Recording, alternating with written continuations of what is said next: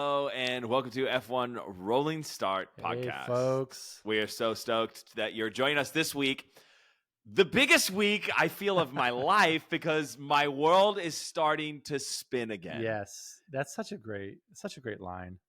Yeah, you're welcome. Did you plan on that? No, That's I such a just great came line. off straight off the top of the dome. Before we jump into all things F1, do us a favor. Wherever you're listening, go ahead and like, subscribe, and shoot us a comment. Let us know what you think about these episodes. Share it with a friend. It would mean the world to us.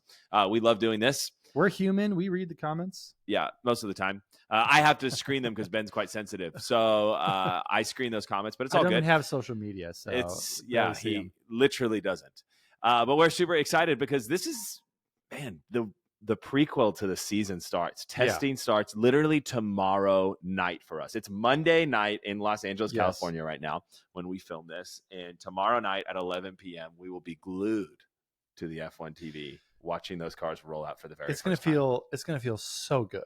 I've been just kind of lost sports-wise. I don't watch any other sports besides F1. And so, I don't really care for football or basketball or all those other things. Kind of just watch them if your friends are watching them. That's kind of how I am. We watched the Super Bowl, with my brother, which was a good game towards the latter half of it. Yeah, because you're a big Usher fan. You enjoyed the halftime show. He was great, by the way. But yeah, super excited. We have testing. We've got our first race next week.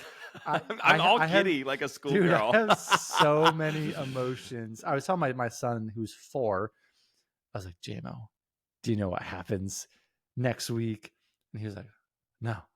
I was like, it's Max Verstappen. Oh, dude. He says Max Verstappen the best way. We need a clip of JMO saying Verstappen, Max Verstappen. Oh, it's gold. He was running around a backyard. We were in a backyard. He was running around there saying, Max Verstappen, fastest driver alive. And I'm like, okay. That was incredible. He was running past my 2-year-old in like this little circuit. And he was like, Max Verstappen passes. And I was like, I can't. What a hero. You're raising him right. Oh, I think so. You are raising him think so. Right. Yes. I'm still working on my son. Today, he chose a dirt bike over Charles Leclerc's Ferrari at Target. Wow. And so you have some work to do. I got some work to do, but it'll all be good. Okay, so it is the time where everyone's cars have been revealed to the public. They have shown not just their livery. There's been a few cars that have actually shown some interesting bodywork parts, which is not normal. Normally, they just kind of bring out a car that has maybe not all of them. And I'm sure once we get into testing, those cars will look significantly different than they did during those reveals. Yeah. I like to say too, there's some reveals, unfortunately, that A, either we didn't care about, or B, they were just overshadowed by some of the most monumental news. Exactly. And so not all livery reveals were created equal, unfortunately, for some of these teams, but they're all out. And so they're all out. And what Ben and I thought would be a good moment to take is for us to rank our favorite liveries from worst to best. We are quite different. We are, in our opinions. We are worlds apart on this. And then we're going to discuss why I'm right and Ben has been wrong. Not even close. The entire time. Okay, so for me, here are my liveries in order. Go for it. Worst livery on the grid, Alpine, followed by Williams, then Haas, then Ferrari in 7th. 6th worst is Stake, Aston Martin, Red Bull, McLaren, Mercedes, and my number one favorite livery of 2024, and I never thought I would say this, is Visa Cash App RB. Quite a list. I'll do mine. So 10th to 1st, I have Stake, number 10. 9th is Alpine. 8th is V-Carb. 7th is Williams. 6th is Haas.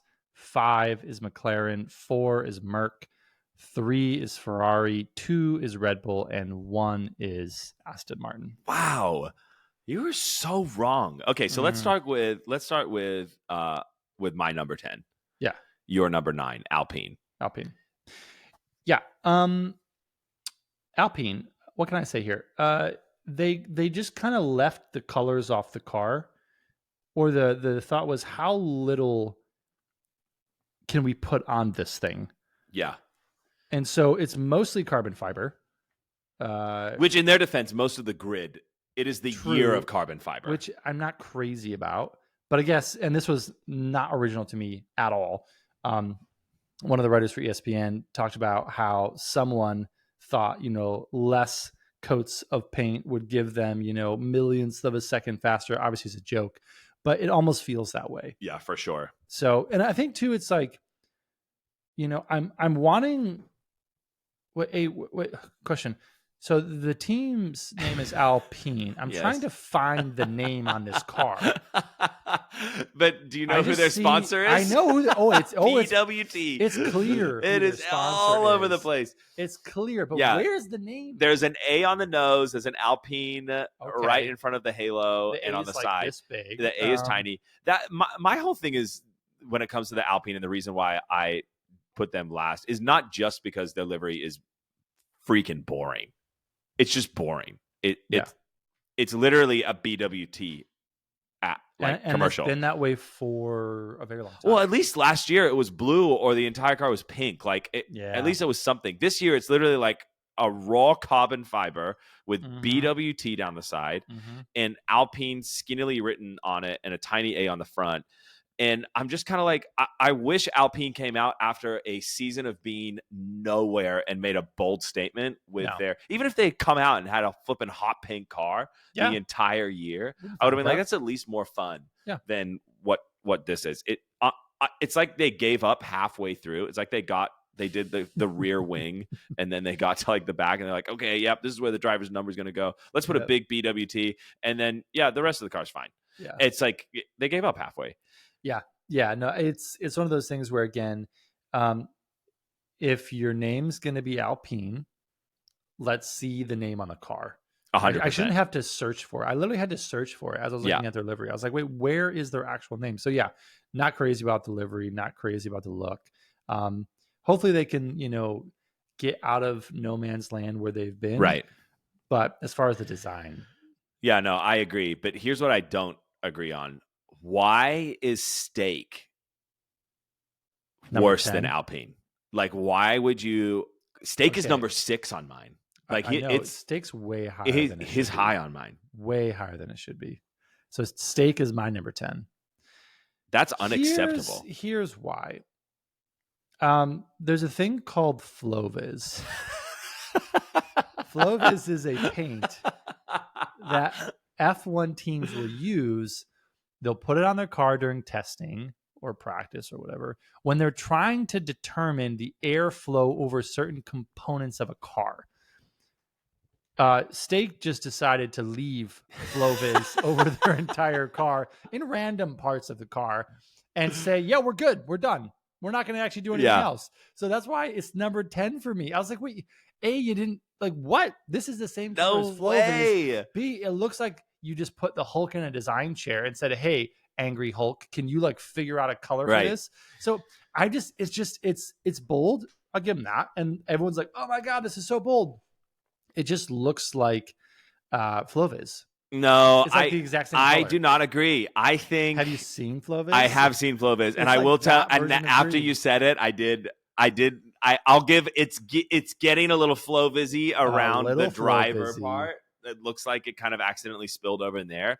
But when you look at the back half and it has that zigzag of that like flipping neon green and then that green stripe underneath, like here's the thing. They definitely still went mostly carbon fiber, which I don't love. I think we established that with Alpine. But at least unlike Alpine, where it looks like just a bunch of corporate logos, like there's at least some character here. Like can't wait to see this. It's clear who their team is. Steak is like everywhere. Yes. Steak is everywhere. They're like the only. That's what happens when you only have like a few sponsors. Is that you kind of put them everywhere. Yeah. But I love it. I love the matching rims. I think it's super bold and like out there. I can't wait to see it on like a track like Singapore underneath the lights, like a night race. 20th place or.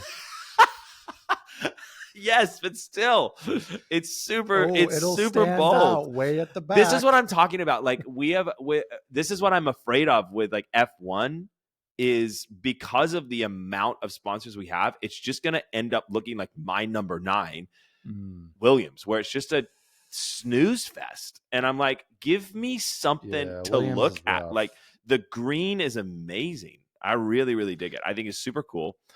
It's a bold statement. I'll give you that. You're Exactly. not confused who they are like you are with Alpine. It's very clear. My son's going to who look they- at that car and he's going to go, green, data. He's going to love it.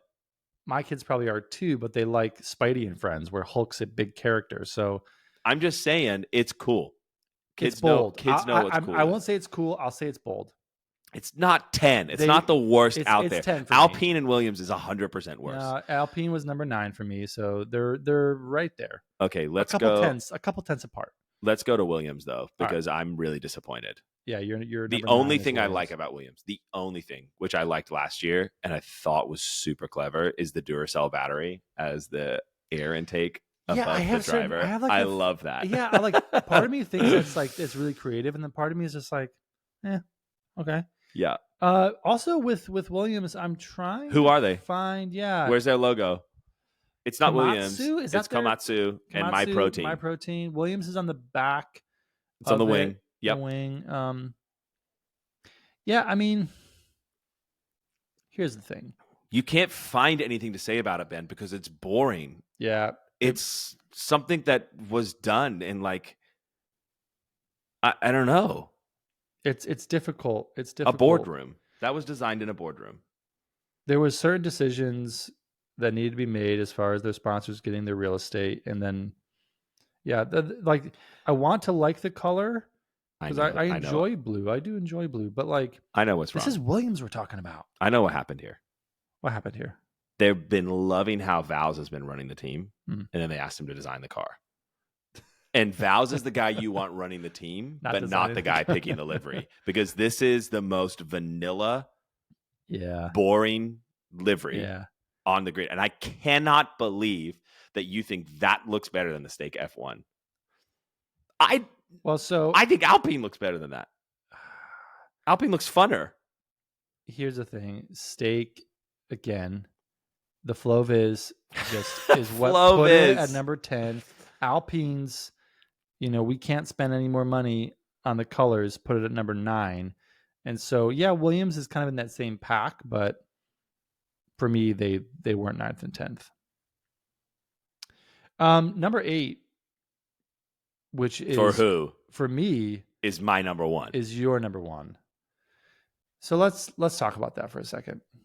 V-Carb, I don't think they will be the fastest car on the track. No. But this to me is the most epic. Talk to me about livery on why it's the most the epic grid. Okay, because number 1, Red Bull can't win it if you don't change your livery ever. And I get it. I get the whole, if it ain't broke, don't fix it. I mean, it doesn't matter what your car looks like. They have how many world championships. Get it. Whatever. Shut up. This is about the cool looking car. And this just looks cool. It's this crazy blue that brings you obviously back to Red Bull and the Toro Rosso original days and their some roots. Of that through. I love that. I was nervous. Have the most color. It does have the most 100%. It's bright. The silver bull on the air intake is super cool to me. It's matching bulls on the front of the nose, it's literally charging down the course. I just think this is awesome. It sparks my imagination. The sponsor placement on this doesn't take away from the car. You've got the Visa up the side, which I think looks cool. It matches the bull. You've got I do appreciate those two things matching for sure. I love it. The red and white stripe of I can't tell what sponsor that is, but I think it's Honda, across the top of the car right in front of the driver and then down the side as well. I just think it looks so cool. It looks like something that you would want to race in a video game. It looks like what you want your car to look like, but you never would. When you see somebody driving down the street and they're in that super deep red and you're like, that's super cool, but I couldn't do that every day. That's this. It's super cool. Gotcha. It's wild. It's out there. And I just think that's what Formula One should be. Yeah, I mean, for me, you hate it because it's at the bottom of your list. I don't hate it. It's number 8. It's not number 9, number 10. It's the third worst. I think in Danny Ricciardo's contract, there's a clause that says that Josh Allen gets to pick the colors of the next car. So it just looks like the exact same colors as the Buffalo Bills. Yes. And him and Josh Allen are super good friends. It just looks like an NFL car just kind of got thrown up into F1. I appreciate certain aspects of it. Like I do appreciate the Visa. I do appreciate the charging bull being the same silver colors. Like there's parts of it that I like, which is why it's number 8 and not number 10. And also I like that you're very clear who this is. Yes, 100%. It's Visa, Cash App, Red Bull. Like it's all right it's there. It's the colors of a Red Bull. It's right there. So it's got Visa down the side of it. I appreciate elements of it. I think it's amazing. I was really nervous when they changed their name that it was just going to be some like a Williams car, like it was going to look like sponsor. It doesn't look that. It doesn't look like that. It looks dynamic. like an F1 car. It's super dynamic. It looks like it's moving. It does. And here's the thing with Williams that I'm just realizing as you're saying that. Look at Williams sponsors, how they're placed. They're all in the same direction. There's no like boring dynamic movement to it. Where I do say for like this design, like there's going more, up on an angle. The Honda coming across there's dimension to it, yes, for sure. Absolutely. Which is why it's the best livery on the field. So number 1 for you, number 8 for me. We already talked about Williams, which was number 7 for me. But my number 8. You're at number 8. Your number 8 was V-Carb. My number 8 was Haas. Yeah. Where'd you put Haas on yours? Number 6. Above V-Carb. Number 6. Wow. Talk to me because I don't see it. Let me find Haas on this real quick. Here's the thing I like about Haas. Once again, their team principal. No. You have no illusions of who or what sponsor. That's because they don't have sponsors, Ben. It's Haas. He puts all his money into it. Haas, that's it. I do like the black and the red. I agree. I like the silver, or is it white? It's hard to say to tell here. I like some of the lines at the bottom, some of the curves. Like, and again, like the sponsors are kind of neatly on the front, but the main real estate is given to Haas. The I really entirety like of the side pod. And that's such a sleek look. The one thing I will say that I actually wish they would embrace more is they're the one American team. Yeah. Give me some red, white, and blue. You've got some Give me some red, white, and blue options as far as a color palette. You're the American team. Come on. I'm not saying you got to have like an American flag. Well, have you seen some of Haas's like NASCAR liveries? They're super dope. No, I haven't. Amazing, like full Americaville. Yeah, and I'm like, give me just a little bit, Gene. It's like that's the one thing I would say about their livery here is like I see the white / silver, I see the red. Like, can we just go and just get the blue 100%? There's no you're missing the blue. Just throw it in there somewhere. It's got to work. You've got the power of America behind your team. Well, it doesn't really feel like that actually. No, I don't think they have the power of America. But as far as the color palette, you've got the color palette. We're in Formula One. We're huge. We're incredible. Greatest team. We're doing amazing things. Gene's doing an incredible job. We love what Gene's doing. But anyway, that's Haas for me. I think it is striking. I think there's some great, aspects of it, but I wish they would have embraced more of their American color palettes. I agree. I love the red on the back of the wing with Haas written across it. Mm-hmm. I think it's super cool seeing that on the side pod. The MoneyGram is well placed for me. It is actually, yeah. And across the front wing and above the intake. Mm-hmm. The part that's I'm trying to figure out is whether or not this car is carbon fiber or painted black. And if it's painted black, then this will go to number 2 because that's the biggest flex on the rest of the grid. Mm. If they painted their car black, it looks like it's painted black. I can't tell, and I've tried finding the photos, but if they unlike everybody else who just went raw exposed carbon fiber, literally painted their entire car black. Now, I don't think Haas needs that this season. I mean, they're going to lose, a millionth of a second over the course of the race. But they don't finish anyway, so it doesn't really matter. I thought this was cool. I also liked that it sparked the imagination. Yeah, absolutely. Way more fun than Williams, but not quite. as good. Okay, so you So number 6 for me is Haas. You had them at number 8. correct. You're number 7. I hated it. I hated it. Talk to me. You hate it for other reasons Nope. too. No. That's getting in the way. No, it's Ferrari. Your boy, That's why we're talking about it. We're not saying it. Yeah, Ferrari. Hammy going to Ferrari has you feeling all sorts of things, which is why you hate it. I think it actually looks pretty good. Nope, it doesn't. For me, they were actually number 3. So number 7 for you, number 3 for me. Yeah, well, your whole list is wrong, so it doesn't matter where they are on yours. Talk to me about why you hate it. What's the yellow, dude? I don't like the yellow. I saw the racer's livery as well, and the yellow and the white stripes. Obviously, they're on the car. They're also on the uniform. It looks tight. I like it on the uniform. Good. I don't like it on the car. I also wish it ties it together though. Yeah, I don't know. There's something about it just felt boring to me, and I wanted something a little bit more poppy.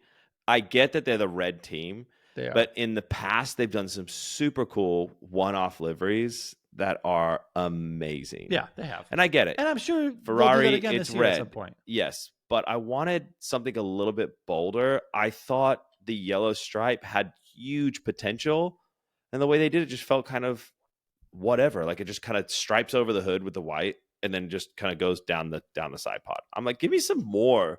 Like, what if the car was half yellow? I don't know. It just kind of feels like they went avant-garde. We're gonna do something unique, and they landed on 2 stripes. Fair enough. I do like the rear wing being black and red. I like that. Ferrari being in the black. I do like that. That too. looks real nice, and it I ties agree. in with the front of the car as well, which is red and black, and everything under the side pod. Yeah, I like that. So yeah, so I actually kind of, and again, I can't tell if it's exposed carbon fiber or if they actually painted it black, but I actually like the black elements and that the entire car isn't red. Some of it is black and some of it's exposed. Like you can see under the side pod is exposed. Yeah. Underneath the Santander and the white line is. The front wing is black. That's all black. It's not exposed. But yeah, but part of me actually likes the black, which is why I think I ranked it as high as I did on my list. But yeah, I really like the Ferrari. How dare you accuse me of being biased because they stole Lewis Hamilton? If Max went to Ferrari, I'd probably have feelings too. It's okay to have feelings. You should let them out. It's fine. I let my feelings out.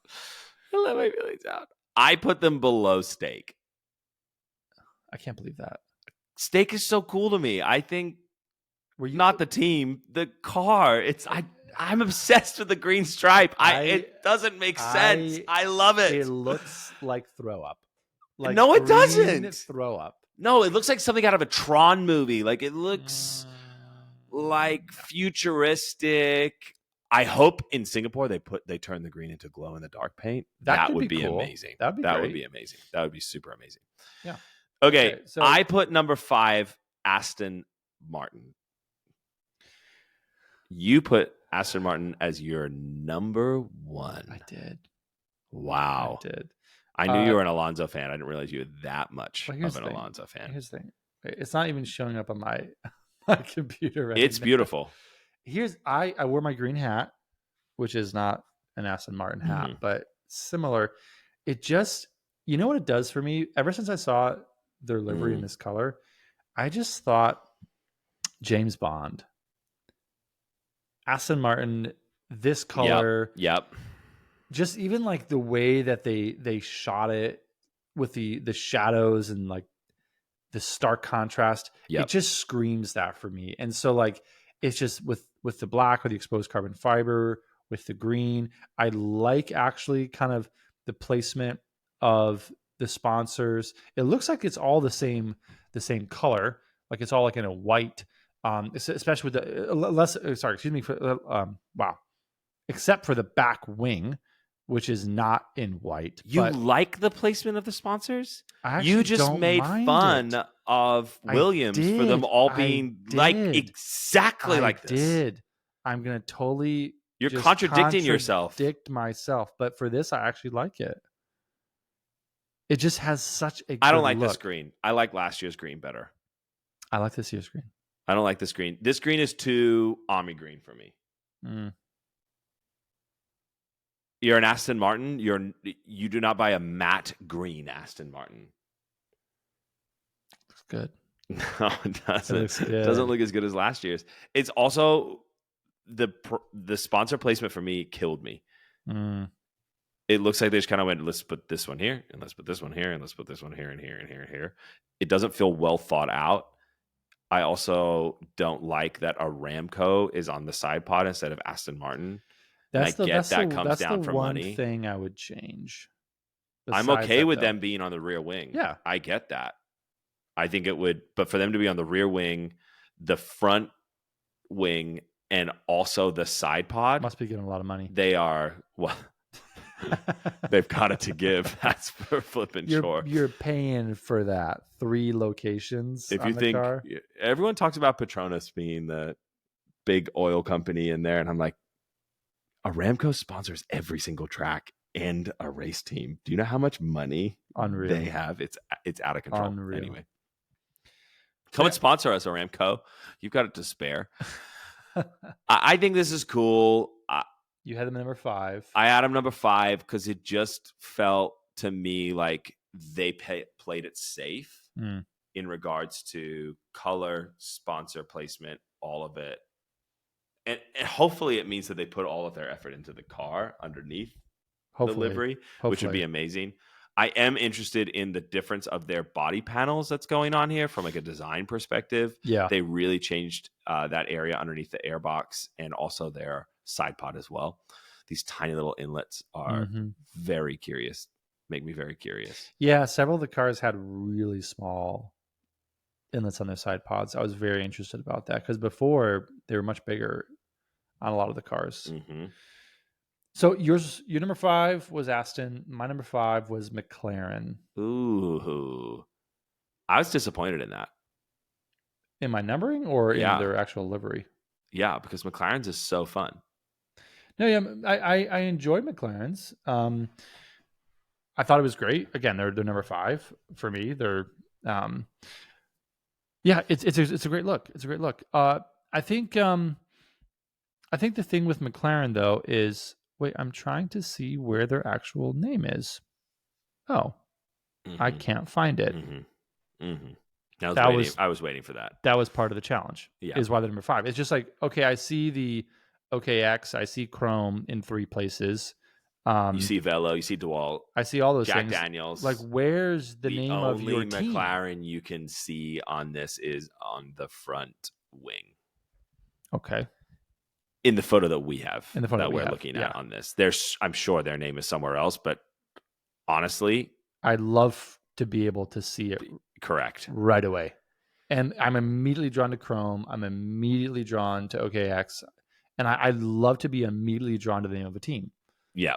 So I think that was why I had them placed where I had them placed. But besides that, I love the papaya. I love the black.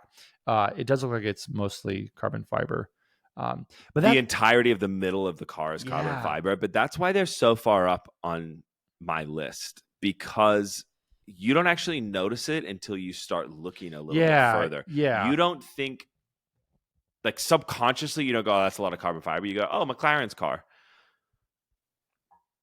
I love chrome on the side. I think it looks really cool. I love it underneath. On the wheels. I've always loved it on the wheels. I love that. The Google colors on the wheels is amazing. I like the little papaya on top of those. I don't know what they call those little winglets above the front wheels, but I dig it. There's enough accents where you go, oh, yeah, this is definitely McLaren, because that papaya is undeniable. The other thing I like is where there isn't a lot of color, they've put massive letters. Yeah. So it helps take away from the fact that there's so much exposed carbon fiber on this car, but it doesn't look like it because there's a giant chrome Cisco OKX like Velos on there, DeWalt. Yeah. They've replaced their empty negative space with sponsors, which I dig. And so I thought it was really clever the way they did this livery. I enjoy it. I love McLaren, which is probably why they're higher up on my list. Probably they're also just an amazing team. You know, I'll say this: I do enjoy the way the car looks and how they placed their sponsors. I think that's great. But again, if I've got to search for the name of your car, even though I know it's you, I'm like, come on, guys, like, Yeah, let's make it a little easier. It's I'll give you that. I'll give you that. I don't want to search Haas. I don't got to search. It's No. right there. Steak, even though they're last for me, I don't got to search. They're right there. Williams, I'm like, okay, you're on the back wing, but I still have to look for it. Yeah. Alpine, I'm like, who? I guess this is the BW team. But yeah. So anyway, all that being said, that is McLaren. That is McLaren. My That's goodness. And I love them. It looks good. Okay, so I have McLaren at 3. You had them at 5. Yeah. My number 5 was Aston Martin. We already talked about them. Yes. Number 4. Number 4 for you is Mercedes. Mercedes. Wow. Yeah. Up towards the top. Towards the top. Yeah. See, this is what I feel like Ferrari should have done. A little crossfade moment from one color to another. Yeah. I think this is a super cool car. Yeah. They're the only ones that get a pass on where's the name of your team, because you look at the front of the nose. It's there. And their name brand recognition is such a flex on the entire field. Yeah. Like Ferrari has it on the rear wing and a logo on the front of the thing, but you don't see down the side pod Ferrari. Yeah. At all. No, and like Petronas has always been prominent. Yeah. On their cars. So yeah, having it as the first sponsor Mercedes on the front, that's great. And yeah, I actually do like the colors. I like I'm not sure if it's aqua blue or it's the light blue with the silver. Yeah. With the black. It's cool. And the splashes of red on the Ineos logo on the top of the airbox that goes straight into the front wing, and then right underneath the curvature of the nose. Yep. I really think it's cool. It's very classy, which you would expect from Mercedes, obviously. I do like that they put it on the hard tires, because they're basically trying to say, hey, we're going to be faster than you on the worst tires, which I really appreciate. Or it's just those are white, or those and they were just like, it goes with our colors 100%. But I can live my life. I also like, you can't really see it in this photo, but towards the back of the intake, when it goes kind of wraps around the exhaust, you can see these cool little like Mercedes logos that are kind of like almost like they're coming up from underneath the car over it. I think that's really, really cool. Yeah. I think it looks great. I love, for whatever reason, the Petronas on the rear wing. I just think it looks so cool. Yeah, I do too. It is a good look. Yeah, I'm excited actually. I think Mercedes did a good job. I appreciate their livery on the car. I feel like it's going to be a great car for Hammy's farewell tour. It will. It looks amazing. It looks like it. I hope he wins. So do I. I hope he wins a race or two. Maybe more. It'd be the great. Championship. That's Lord willing. That's not going to happen. It's not going to happen. So number 4 for me was Mercedes. Number 4 for you was Red Bull. They didn't try. They did the exact same thing. Like I say, if it ain't broke, why? Yeah, but give me a little variation. Give me a little something. Here's the thing with Red Bull. The thing I appreciate about them is, right away, there's no question. There's no question. When you're looking at this team, Red Bull is on the front wing. The charging Red Bull is right above the driver's head. Yep. I like the placement of Oracle on the side. I like the placement of their other sponsors as well. And just, it's the blue, it's the yellow, it's the red. It just pops. And there's great, splashes of white in there with the others. Sponsors as well. Obviously, I'm biased. This is my team. Yeah, but it is. You are I biased. just You're right. really like their color scheme, and it just looks fantastic. They're not number 1 for me. It's not. Like Aston's better, right? It's not fair. The only reason I really don't like this livery is I don't like that color. whatever that is. It like a deep bluey? It's a deep blue. I don't like it. I don't like it. It's a dark blue. And so it actually has nothing to do with the design. I just don't like that color. I do think it looks better than a lot of the other cars on the grid, which is why I put it at number 5. Even though I love steak, I think it looks better than that. I think it looks better than Ferrari. I think it looks better than Haas, Williams, Alpine. And I even think it looks better than Aston Martin, unlike you, because it does actually feel very unique. And it checks my box of, I guess I would call it like the Lamborghini test. Say more. Well, when I think of F1, I think of the most outrageous sport, the pinnacle, the area where if we think it in our mind and it doesn't break the laws of physics, it's going to become a reality on the car. And then in 10 years, it'll be in my car that I drive. Like, you know what I mean? I hope so. Paddle shifters, sequential gearboxes, double clutch, all of that came from F1. Yeah. When I look at a car on the F1 track, I want my imagination to explode. It's when you look at a Lamborghini, like the original Lamborghinis were so, and even today were so outrageous. Yeah. Like they looked like something that would come out of a cartoon or a Batman. Yeah. Like, they were just crazy. They were the most wild looking supercars in the entire world. They were finicky and they hardly ever worked. Kind of like a Formula One car.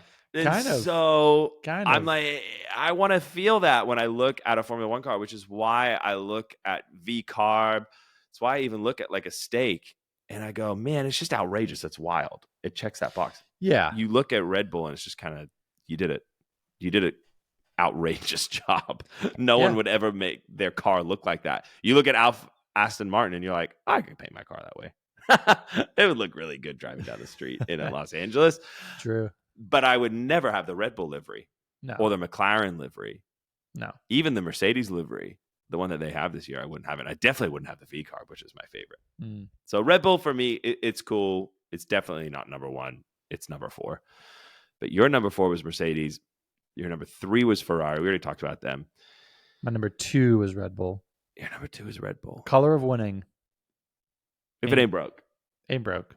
No need to fix. Man. Number 1 was Aston. Did we go through all of them? I think we did. I think we touched on everyone. We probably forgot one team that doesn't matter, but whatever. Probably. The liveries are out. We would love to hear what you think your favorite livery is. Yeah. Go ahead and drop it in the comments or send us a note. We would love to hear what your favorite livery is. If it's not V-carb, then don't send it because you're wrong. But you can send anything else. You know, your 2 through 10 don't really matter. But as long as your number 1 is V-carb, you can keep it. Send it all. Were you surprised mine was Visa Cash App Racing Bulls? You know, as I was looking through your list, I was like, yeah, that makes sense. Because I think you were so surprised by them. It rewrote the story for their whole... It did. Because when their name came out, I was like, and I think both of us were like, are you serious? Instant eye roll. Like we have steak, which is blech. Already. We've got this. What? Yes. So, you know, again, it was not high for me. It's towards the back end.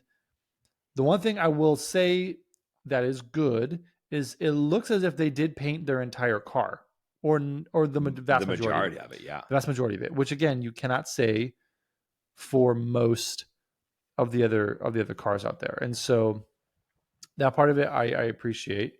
And again, like I am excited to see what they do as a team, especially with their name shifting. Yeah. And again, that doesn't have anything to do with delivery, but actually it does. The name does have something to do with delivery, 100%. Right? You look at steak, like, you know, you look at V-carb, you look at these teams where they've had these name shifts. It actually does radically impact delivery. 100%. So, what do you feel like Danny Ricciardo's season is going to look like? Well, this will be the first full season he's back. Right. So I think that's a really interesting dynamic because last year we didn't have that. He came in halfway through and then he was out and then he was back. And so I think there'll be more pressure on him, honestly, because he's got a full season. We're going to actually see what he has to bring to the table, as opposed to just kind of speculating or guessing like, well, if he would have been here the entire season last year, or if he wouldn't have broke his wrist, et cetera, et cetera. And so I think we're going to see him again as a racer the entire season. I honestly have no concept of where he's going to be at on the grid. In Mexico, he was 4th on the grid. Insane. But then other races, obviously he wasn't. You know, when he came back in Austin, he didn't qualify high. He didn't finish high. And so he was all over the place. And I think you're hitting on something really important, is that we're finally going to get Danny Rick with some consistency. Yes. It's not going to be in and out. No. Trying to get used to it. He's going to be on the same amount of practice time as everybody else. He's going to be in Bahrain before the season starts, in the car, learning it, getting to grips with it. He's going to be at free practice, going into the first race, all of it. He's going to be there.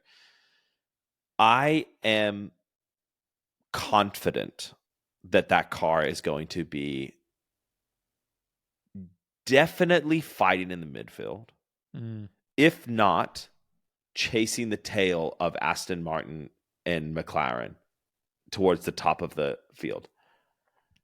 Because you know why. I know why. Oh, tell the people why.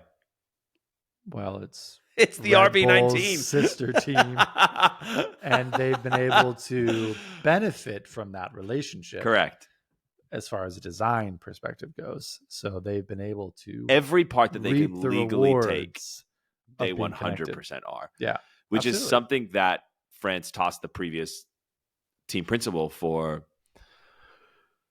V-Carb, formerly known as AlphaTauri. He tried to create a name for themselves with their own design and all that kind of stuff, and it just didn't work. It did not work even close. Now they're going to taking full advantage.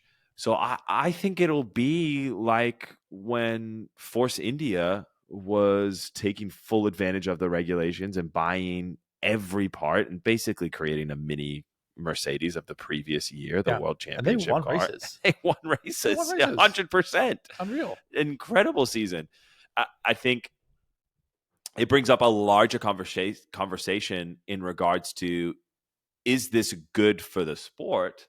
Yeah, and we've talked about that too. Yeah, I mean, we're gonna have to wait and see. So not only is the pressure on Danny, but also the pressure is on the team. Right, 100%. It's like if you've been able to benefit from the most dominant team in F1 history, the most dominant car in F1 history, you better have something to show for it, right? So I think that'll be the pressure that's on the team.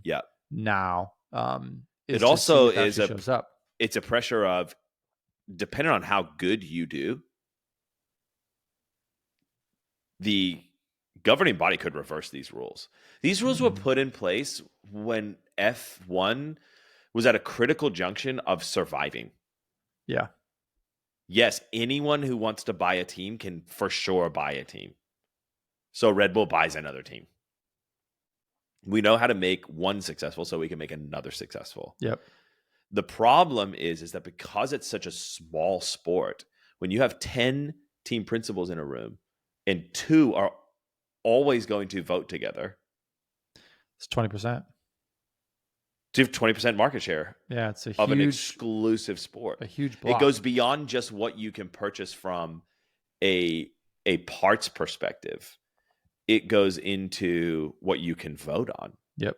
What level of influence you have. Yep. It's definitely not monopoly, even close to it. But it is one of those things where I do not anticipate that being a reality today. Right. Where it's like Mercedes wants to buy another team. No. They're insanely expensive. Correct. Now because of the popularity of F1, because of the success of F1. But also at this point, I do not believe that would be something that would be good for the sport, or that would be allowed or encouraged now, or even possible now. The crazier thing would be if Red Bull was forced to sell a team. That'd be very interesting. That was a thought I had, is in regards to, As if depending they're on how that far good. this goes, is it such a conflict that one parent company could have 20% of Formula One through team ownership, that they force An energy drink company. an energy drink, which is incredible. It's amazing. Which is So why I cool. love Red Bull. It's so They cool. don't deserve to be there. 100%. I get that. They don't deserve to be there. I love that about them. And they're freaking, But what crazy. if the FIA and Formula One force Red Bull to sell one of their teams? Is that Andretti's in? Andretti can't afford one of those teams. Andretti can't. I mean, I don't know. Like, we can speculate. I mean, I think he's looking for every angle that he can to get in. And F1... Or can anyone buy a team? Because now they're worth... No. Heck no. Over $1 billion. No, I mean, there was times where people were buying teams for famously like a pound. Exactly. Where it's just, this is worthless. And those are the times where Toro Rosso was birthed out of. Yeah. Was either we lose this team and so we go down to 9 teams on the grid, or someone buys them. We'll buy them. We'll outfit it. We'll do it. Okay. Well, you can use now these parts, but you can't design it together, but you can use the gearbox, and you can't do this, but you can buy a front wing for the previous season. Like, that's got to go away at some point. I think so, especially with how much money 100% is in F1 now. And the people who are at the table right now. Yes. And the people who are still getting in. We still got to think about this. Audi's coming in. Yep. Ford's coming in. Yep. General Motors is going to be either GM, baby. GM is either they're coming in or they're putting a bid in. I mean, we talk Cadillac's trying to. Cadillacs, are technically approved to come in. Yeah, as an engine supplier. So this is where, like, gone are the days, at least we think, of being able to buy a team. They're gone for that. And so in our lifetime, they're gone. I think unless something cataclysmic happens in F1, which I don't anticipate ever happening. So yeah, I think gone are those days. And so yes, I think the rules and regulations that applied then are probably going to go away at some point too. 100%. Because it's a different sport. It's a different field, different competitors, different engine suppliers, it's different money.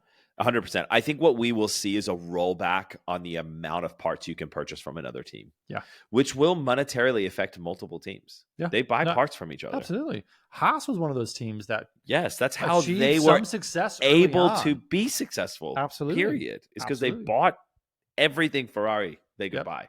Yep. Absolutely. It'll be interesting to follow what happens with VCarb this season. I have high hopes for Danny. I think he will be...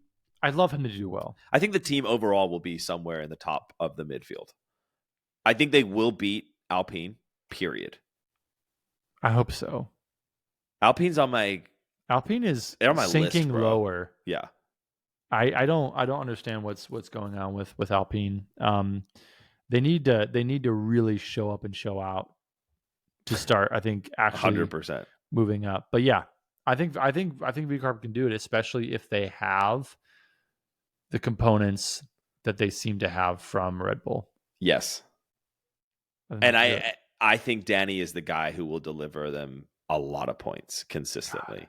And I'd love excited for him to actually be back. I felt like last year he was there, but like I don't really feel like his confidence was there. I feel like even when he was Red Bull's third driver, like the humble pie that guy has had to eat 100% has not been enjoyable to watch, especially when you know who he was before, and you never want to see a driver have to go through that process.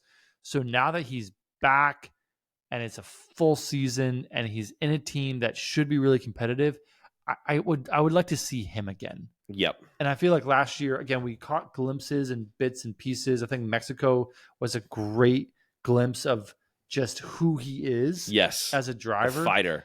Love to see that out the gate. 100%. And I think we will. Yeah. I think we will. He's hungry.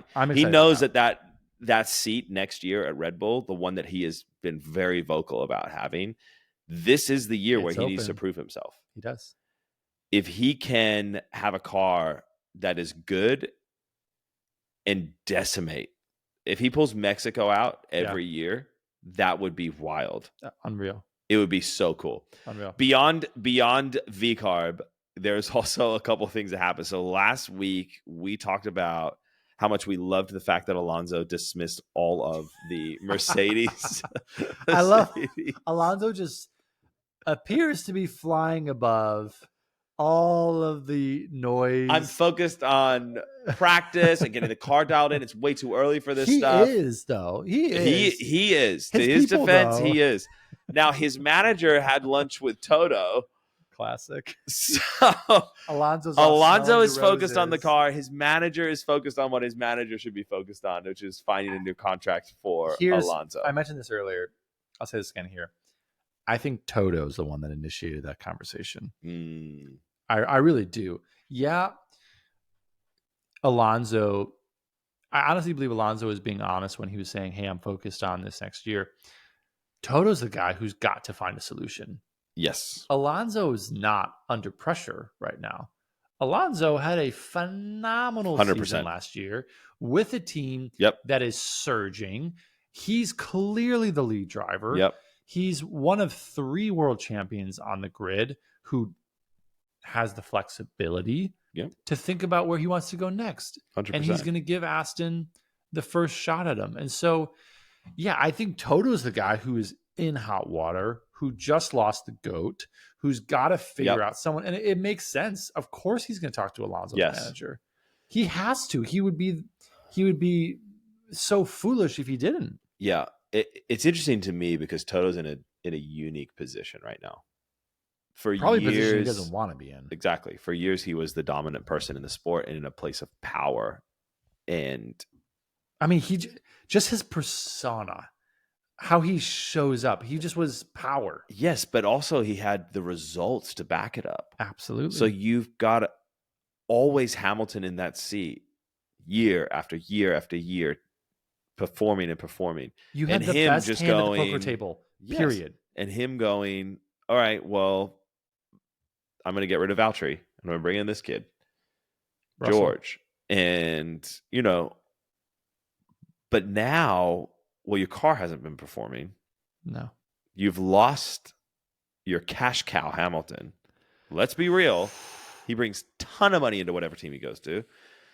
And you're left with George and a bunch of rookies. And there's only one other world champion on the flipping grid. Or you're going to get Carlos Sainz or Ocon, who apparently thinks he's the guy who is going to get picked for Mercedes because he has such great relationships with Mercedes. If we can just sidebar real quick, I love the confidence in Ocon. It's highly misplaced. I can't stand it. It will be a cold day in hell if Mercedes picks Ocon as or it will be driver. The end of Mercedes. That too. It will be the slipping of a giant into the midfield.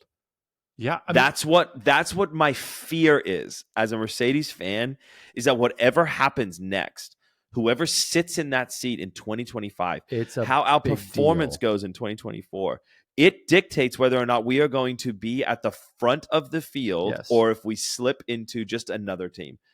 Because Which we is theoretically stunning. 100% it's stunning because we should have been that last year, but we were still riding on the fact that we had such a dominant period for such a long period of time.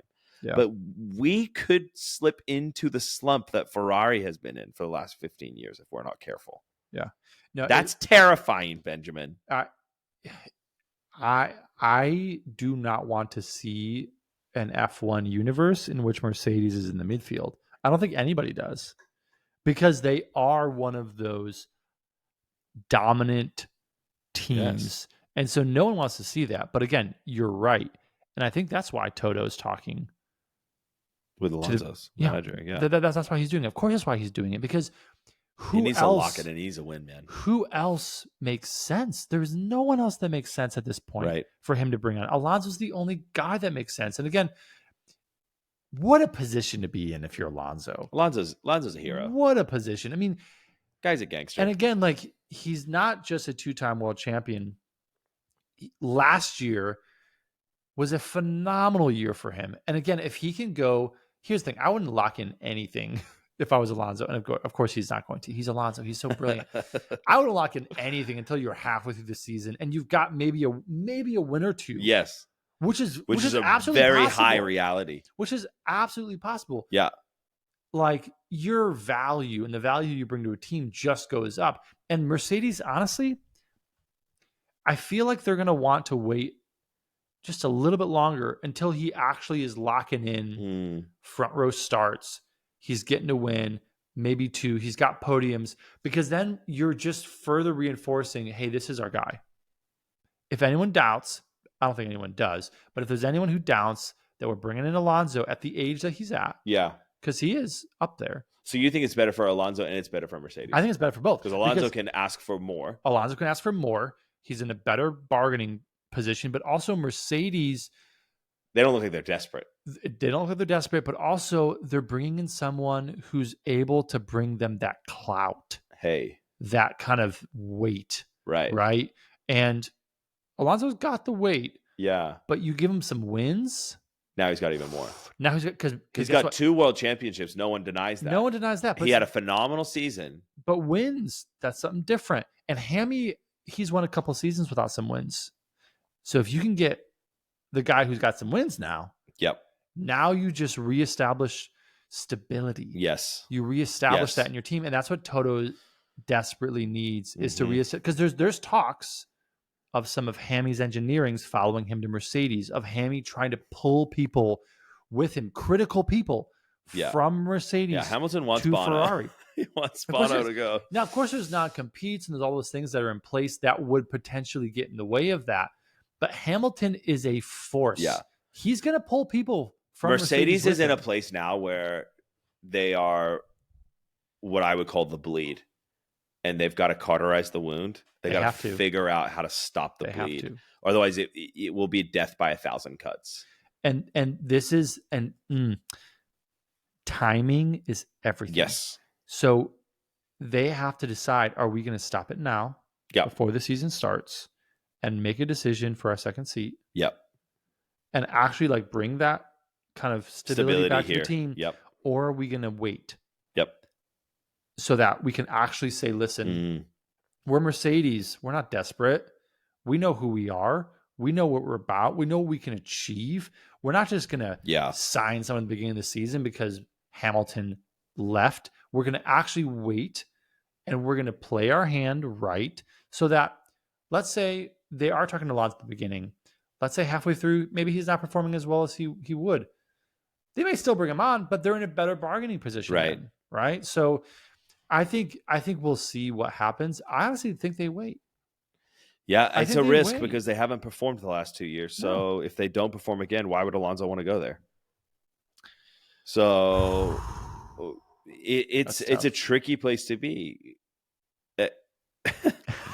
It's tough. It's Mercedes we're talking about. This 3 years ago wouldn't even be a conversation. And had Hamilton left at the peak and said, I want to go for my last world championships with the team in red, everyone would have applauded it, and there wouldn't have been a single bleed because people would have been inspired to stay based off of what the organization is accomplishing. The team is accomplishing absolutely nothing right now. Yeah. Yeah. So why would you stay if you also are accomplishing nothing, not performing, not competing, and then the GOAT leaves out the door? Yeah. And why would you stay? And I think the challenge of this too is Hamilton was able to keep Mercedes in second place. If you would have had another driver in that second seat, that would not have happened. They would have been a midfield team last year. 100%. Period.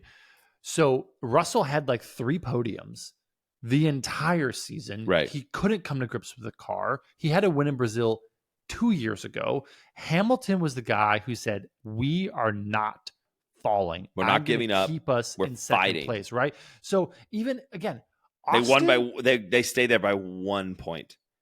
Unreal. In Austin, he was second place. He was disqualified, but that guy was bringing it back. He was ripping. It was Hamilton, and he was talent. He had the bit between his teeth, and he was going after it. There's no other driver, maybe save Alonso, but even Hamilton has the edge on Alonso. So this is a thing where Hamilton has the edge on Alonso?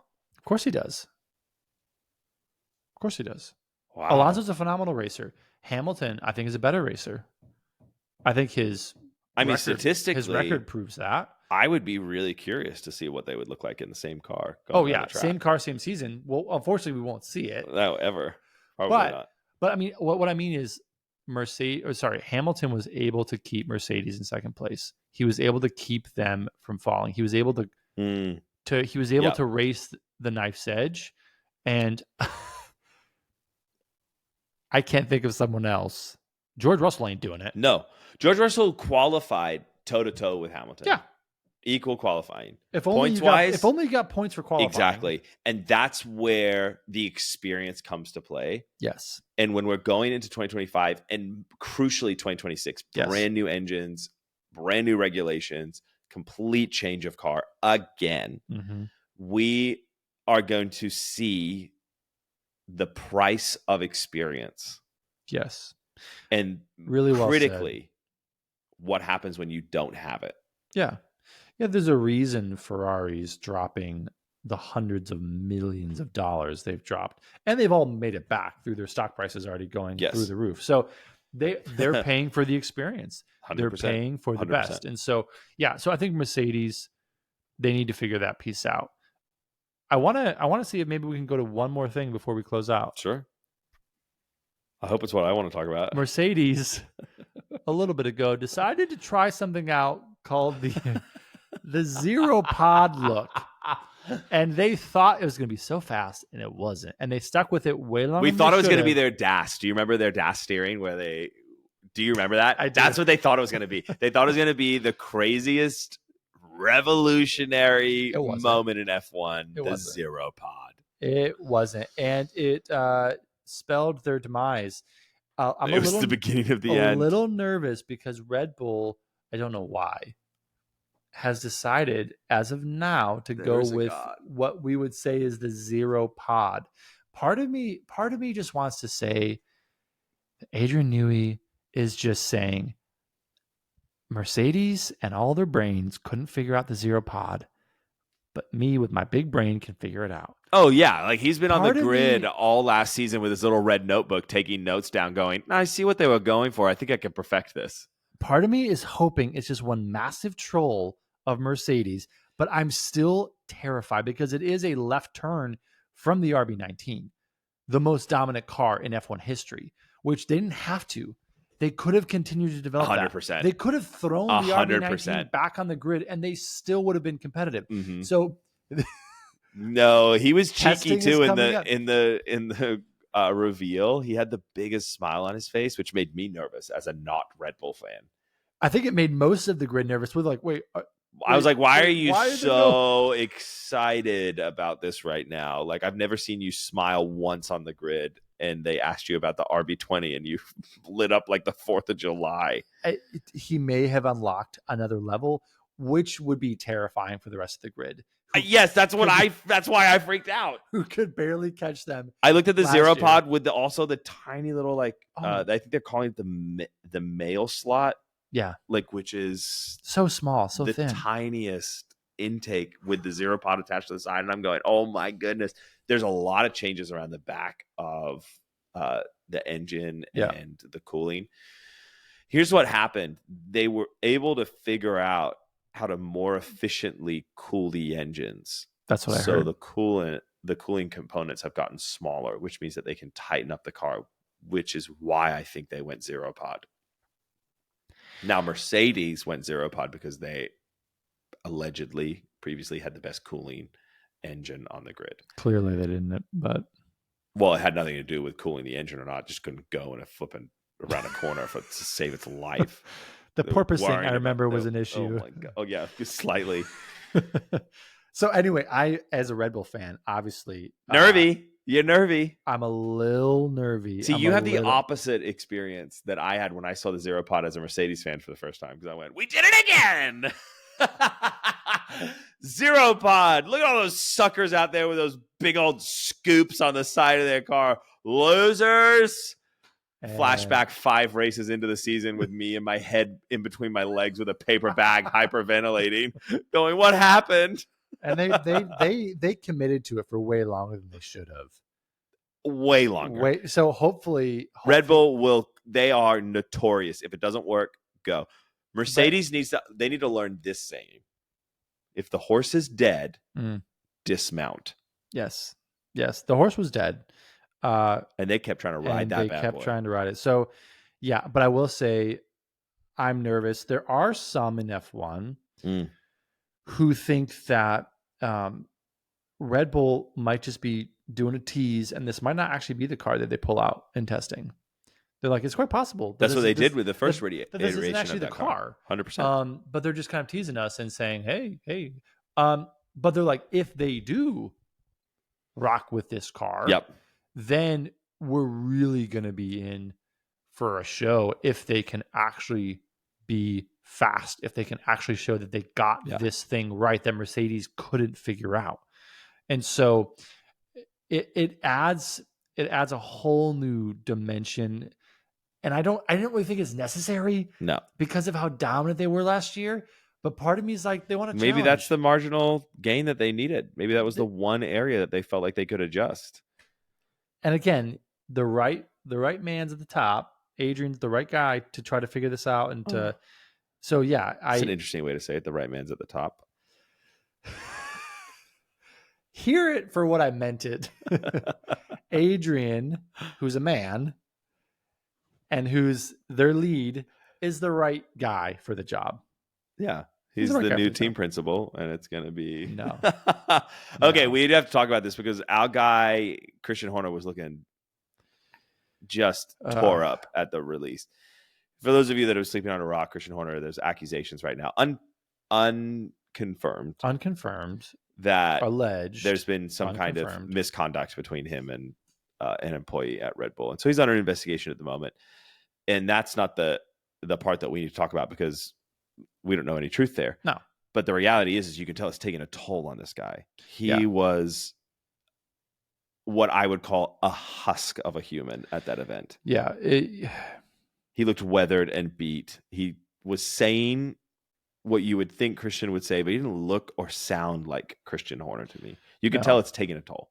Absolutely. I mean, like, here's a force behind the sport, and it's taking a toll on him, as it would any human being. Like, the guy's got a 100%. Life, he's got a family, he's got kids. Like, this is his life. And so, again, alleged.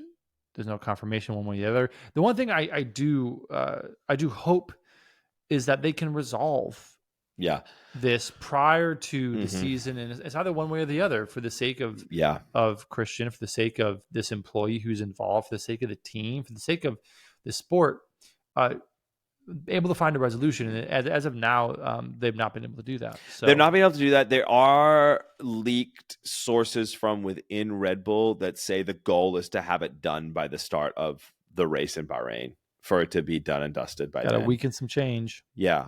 As of now, Christian Horner is, and everyone else is saying, we're operating as business as usual. So Max, Checo, everyone's saying, we're still moving forward, still talking to Christian, we're still in meetings, we're still doing all this stuff. Yeah. So things are moving ahead as it has to. The world of Formula One is fast, not just on the track, it's also fast off the track, and things move quickly in the workplace. Yeah. It'll be interesting. I hope it's sorted up. F1 released a statement urging Red Bull to hurry up and have this. They didn't use those words. That's my paraphrasing. F1 says, Red Bull, hurry up. But that's what they said. Please get this done sooner than later. It's an internal investigation. It's not an external thing. So they're trying to get it sorted. We may never find out what happened in the wonderful world of Red Bull, but we will have resolution, hopefully, by the time lights out and away we go at Bahrain. Oh, look at you! You got the goosies. I just heard Crofty. Lights out and away we go. Hamilton down the inside overtakes Max Verstappen. Max Verstappen spins out of the first corner, takes Lance Stroll out with him. In your nightmare, sorry, in your wildest dreams. Oh my In your wildest dreams. Yes, we're almost there. I live Testing for F1 accidents is with no. This week. It's gonna happen. Racing is next week. Oh my gosh, we're so excited. We can't wait. Thank you for joining us. Don't forget to go ahead and like and subscribe wherever you are. Hit us with a comment. Let us know your ranked liveries for the year, what you're most excited about for the upcoming season, and whether or not I really will like the steak car when it comes out on the grid I at don't think so. testing. Thank you so much, Appreciate it, friends folks. and fam. Have a good one.